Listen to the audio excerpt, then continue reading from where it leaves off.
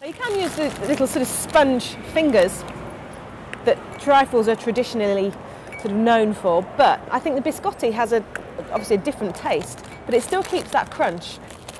And they're a sort of an Italian-y mixture. I'm using my creative license on trifle. There we go.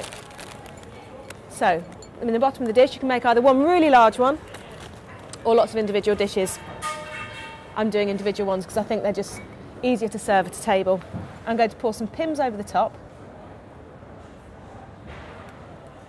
Just enough for it to soak through. You don't want them to be absolutely swimming in the stuff. So you just want to leave that to soak, and I'm just going to move on to my fruits. So as I said, I've got some raspberries, some strawberries, I've got some orange, some kiwi and some mango.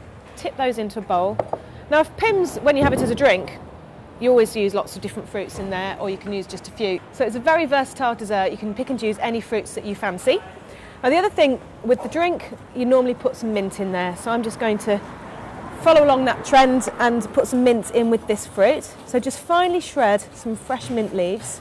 I don't want to go too overboard because it is quite a strong flavour, mint. And mix them around. And then you just want to spoon these on top of the biscotti biscuits.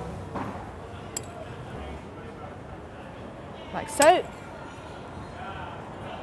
Now I'm sure I'm not alone here, but trifle holds some really good childhood memories for me.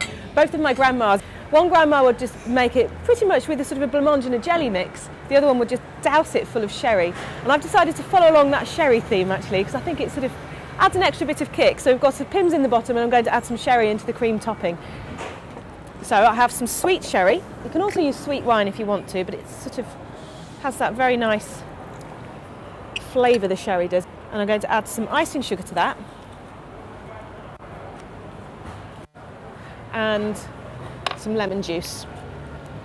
So this topping, rather than doing a custard topping and a separate cream topping, I'm actually just going to make a syllabub topping, which makes it a very light, fluffy cream mixture, and you don't have to do two separate bits.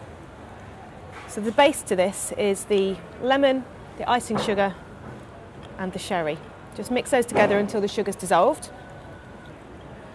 And I've got some cream, which I'm just going to whisk. Now you want to whisk your cream until it just starts to reach a soft peak stage, and that'll take a couple of minutes.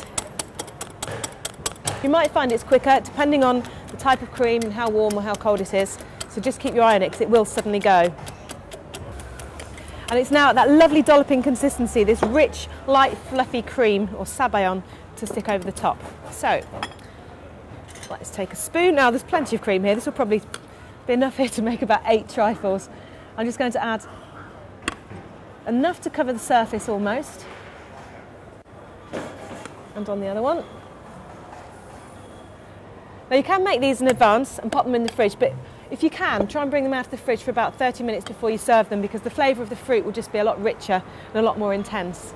Now a trifle wouldn't be complete without a few toasted almonds on top, and they just tie in really nicely with the biscotti biscuits underneath. And there you have a very tasty, summery Pimms trifle.